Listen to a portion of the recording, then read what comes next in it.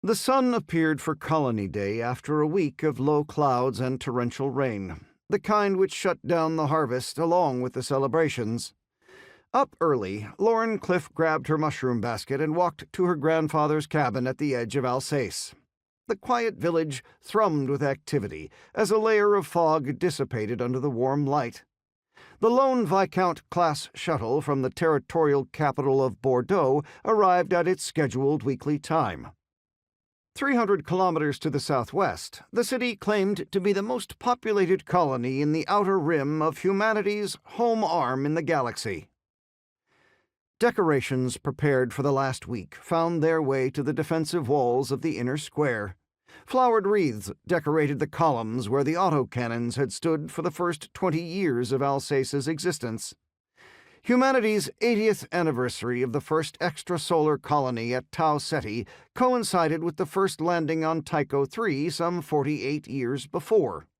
Unlike Tau Ceti, Tycho III's flawless terraforming enabled the colonists to immediately raise agricultural staples and establish themselves as critical trade partners for the galactic territories.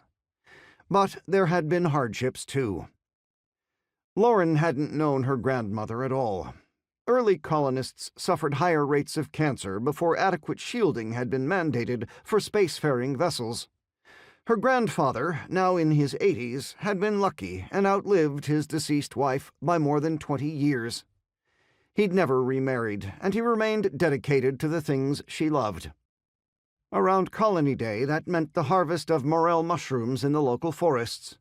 With her grandmother's basket in hand, Lauren walked through the town square and waved to her parents as they worked to erect the maypole. "Grandpa's out in the soybeans. He said he'd meet you there," her mother called.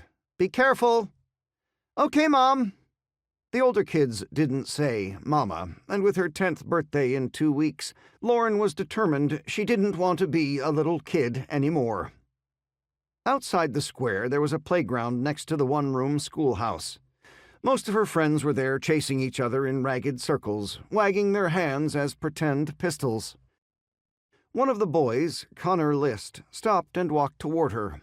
His red hair glinted in the sun, contrasting with his pale, freckled skin.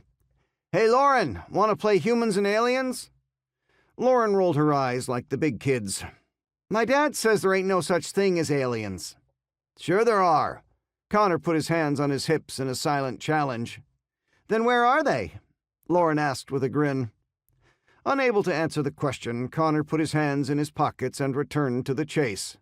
It looked like fun, but she didn't want to play. She had to show her parents she was growing up, maybe even enough to get her first slate. Humans and aliens was a dumb game anyway.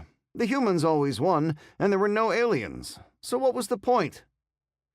Lauren made her way past the rings of cabins and small homes toward the concentric fields outside the village, following one of the 4 spokes that radiated out from the town square.